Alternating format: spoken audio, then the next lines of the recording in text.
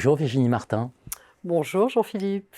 Virginie Martin, vous êtes professeure à Cage Business School, vous êtes directrice du Cage Media Lab. Oui. Voilà, donc vous êtes très sensible à l'interaction sciences-société et notamment via les médias. Absolument. Voilà. Auteur du Charme discret des séries, édition Human Science. Et donc dans cet ouvrage, vous venez travailler un phénomène politique. On va tout de suite rentrer dans le vif du sujet. Pour vous, les séries, c'est politique.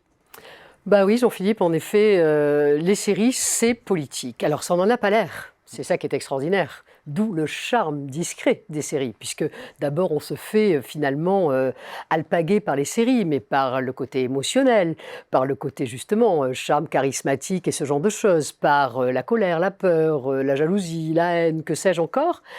Et puis évidemment, l'entertainment, la distraction, ce sont quand même de grosses industries culturelles, mais c'est quand même de l'industrie de l'entertainment. Et puis quand on regarde une série, deux séries, trois séries, notamment via Netflix, on s'aperçoit combien ces séries sont chargées de sens, de messages et combien elles sont politiques. Bien sûr, on va en citer quelques-unes. Casa de Papel, Peaky Blinders, je vous laisse continuer celles que vous avez envie de citer. Oh, moi j'ai commencé avec Orange is the New Black en fait, et finalement c'est un peu mon événement fondateur, Reddy Tocqueville. Moi, mon événement fondateur, c'est vraiment ça, Orange is the New Black. Donc c'est une sorte de gynécée comme ça dans une prison de femmes aux États-Unis, avec les questions du communautarisme, de la solidarité, mais aussi des viols, des grossesses pendant l'emprisonnement, mais aussi de la maladie, de la transsexualité, de l'homosexualité. Alors, il y a tellement de thèmes, à la fois d'identité de genre, on va dire pour le faire vite, mais aussi des questions féministes, des questions justement, quel est le modèle pour le commun, pour le vivre ensemble. Qu'est-ce que c'est le modèle? Est-ce que c'est via des communautés hispaniques, afro-américaines et que sais-je? Ou bien au contraire, il faut nier, invisibiliser justement ces différences pour faire commun. Donc c'est toutes ces questions. Et vous voyez, à partir d'une série qui s'appelle Orange is the New Black avec une bande-son extraordinaire, eh bien on arrive à parler République versus démocratie, on arrive à parler universalisme versus différence ou différentialisme, que sais-je. Donc voilà, c'est tout à fait passionnant et on tire des fils comme ça et on arrive à des choses extraordinaires, surtout pour évidemment la politiste que je reste. Bien sûr. Alors justement, on va parler côté clair, côté obscur des séries. Okay. Côté clair, 50 nuances de séries. Voilà. Donc côté clair, c'est finalement, ça donne droit à toute la diversité. Voilà, de genre, d'histoire, etc., auxquels on s'identifie. Et là, il y a un concept très important, c'est le binge-watching. Alors, le binge-watching, oui, c'est vraiment le fait de regarder en masse des séries. Parce que, alors, ce binge-watching, c'est aussi une question technologique, si je puis dire. N'oublions pas, on n'est pas à l'époque de Balzac ou de Zola ou de Eugène Sue, où on attendait toutes les semaines le feuilleton de la semaine d'après. Ou même de Dallas. Exactement. Et évidemment, on est loin aussi de Dallas, où les gens attendaient comme ça, semaine après semaine, leur épisode. Donc là, tout ce temps-là est fini, à cause de la technologie et de ces plateformes qui nous proposent vraiment une offre infinie. Quand je dis qu'elle est infinie, elle est infinie. C'est-à-dire qu'on peut tout à fait passer 365 jours par an, nuit et jour, et ce même pendant plusieurs années, devant son écran, parce qu'évidemment, une série va chasser une autre, les techniques marketing sont très précises, de plus en plus affinées. Donc ça, c'est vraiment intéressant. Alors, je vois aussi, après le bouquin, quelque chose que je n'avais pas vu pendant l'écriture du livre. Depuis que je fais quelques signatures ici et là, et donc que je rencontre les lecteurs et les lectrices, les gens disent: c'est fabuleux, ça m'a sauvée de la maladie, de la mort d'un proche, de mon anxiété, de ma dépression. Il y a quelque chose de très intime aussi, dont je parle peut-être pas tellement dans le livre, mais que je découvre là beaucoup plus que ce que j'ai pu le découvrir pendant l'écriture. Donc les séries font appel vraiment aux singularités et toujours une dimension très inclusive. C'est un discours récurrent des plateformes. Alors, c'est la singularité à l'universel, en fait. C'est ça qui est intéressant, c'est cette dialectique, en fait. Mais c'est vrai que dans ces plateformes, et puis ne serait-ce que dans Netflix, c'est encore plus vrai que dans les autres, avec Darnell Moore. Darnell Moore, c'est un activiste, pro-gay, pro-lesbienne, décolonialiste, afro-américain, intersectionnel, et j'en passe, qui est ni plus ni moins le directeur de l'inclusivité chez Netflix. C'est pas rien. Donc on voit bien que quelque part le message politique est là, complètement là. Alors certains pourraient parler de woke culture, hein, puisqu'aujourd'hui c'est très à la mode de casser justement et de critiquer cette woke culture. Mais là, on y est en plein.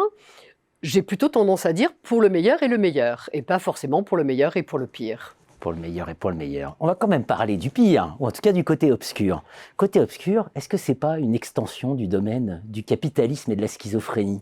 C'est-à-dire, en fait, finalement, les plateformes arrivent à conquérir toute notre attention, elles nous parlent de manière de plus en plus intime, elles nous charment, c'est ce que vous dites, et finalement, on les consomme, voilà, on passe notre vie sur ces plateformes, au risque peut-être de tendre un peu, de brosser un peu trop dans le sens du poil des singularités, non? Je ne sais pas si on peut dire ça. Ce qui est intéressant là-dedans, c'est peut-être de dire que finalement, il y a une bonne interaction quand même entre le monde et soi. Hein, c'est ce que disent d'ailleurs Deleuze et Guattari dans leurs travaux, sur qui finalement vient comme ça infuser sur l'autre, le monde ou soi ou le monde. Là, il y a quand même une bonne interaction, c'est-à-dire que ces séries, bien sûr, elles font voir aussi, en définitive, le monde tel qu'il est. Forcément, c'est fini, voilà, il y a de l'inclusivité parce que le monde est comme cela. Donc quelque part, nous déteignons sur les séries déteignent sur nous. Il y a quelque chose de dialectique et plutôt de pas mal équilibré. Maintenant, là où on peut avoir un problème, c'est que derrière, ce sont des mastodontes financiers absolument gigantesques. C'est gigantesque, absolument gigantesque. Et donc, ce sont des productions, finalement, à leurs mains, parce que l'argent est là, que ce soit Disney, le petit dernier, Disney, en 5 minutes, il est arrivé à des taux de rentabilité absolument délirants et vraiment fantastiques. Moi, je les ai vus ouvrir leur plateforme Disney+, je me suis dit, oulala, il y a quand même déjà Amazon, Netflix, il y a déjà beaucoup d'offres, qu'est-ce qu'ils vont faire? Eh bien non, ça marche très bien, il n'y a aucun problème. Et là, évidemment, ils ont envie aussi de dire quelque chose au monde. Et là, il peut y avoir ingérence. Par exemple, quand ils vont, via justement le fait qu'ils dépassent les frontières, contrairement aux États qui sont cantonnés à leurs pauvres petites frontières historiques, eux dépassent les frontières. Et donc, ils viennent bousculer, par exemple, l'Inde de Modi par la série Leila, où ils disent clairement à Modi, tu es un nationaliste dangereux, et on va le faire voir par cette métaphore qu'est la série Leila. Ils disent la même chose aussi à Erdogan en Turquie. Non, tu arrêteras de faire ton empire ottoman via tes séries. On va mettre une série beaucoup plus politique et qui va faire plutôt, qui va déranger toute la culture à la Erdogan. Ils vont faire pareil en Jordanie avec la sortie, la série Djinn. Donc, on voit aussi, alors peut-être que nous, ça peut nous arranger en tant qu'occidentaux, plutôt opposés à ce genre qu'on pourrait appeler des dérives politiques ou des dérives de régime. Bien sûr, mais demain, si derrière Netflix, il y a quelqu'un d'autre que le gentil d'Arnold Moore, qu'est-ce qu'ils font? Est-ce qu'ils s'allieraient ou pas avec Modi, avec Erdogan ou que sais-je? Et est-ce que là, on ne retrouve pas le mastodonte américain qui veut raconter ce que doit être la démocratie dans le monde entier ou la vie dans le monde entier? Dernier point, on soulignera qu'il y a eu un grand succès, Lupin. Voilà, qui est une série qui a très très bien marché, et peut-être à méditer à l'heure aussi où on s'interroge sur les atouts de la France à l'international. Oui, Lupin a très bien marché, mais on voit quand même, c'est un peu d'ailleurs ce que je dis dans le livre, que la France joue pas très bien de son soft power.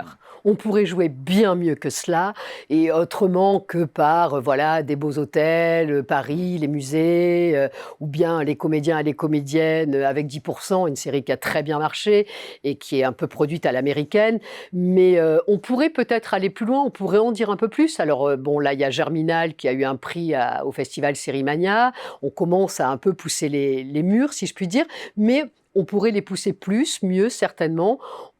La France peut avoir aussi des messages à raconter au monde, autrement que comme toujours le pays finalement du tourisme et du luxe. C'est un peu limitatif. Tant mieux si Lupin a marché, mais je pense qu'on peut aller aussi plus loin en termes de production. Mais pour ça aussi, peut-être qu'il faut une volonté politico-étatique. la Corée du Sud a très bien marché sur les séries, et marche très bien, parce que l'État aussi coréen a eu envie de raconter quelle était la Corée du Sud passé les années 50, 60 et donc aujourd'hui, et notamment avec une série Squid Game qui elle est très politique et passionnante. Le nouveau monde est déjà là, Exactement. Le monde d'après est déjà là, et ce sont les séries qui l'incarnent. Merci Virginie Martin. Merci Jean-Philippe Denis.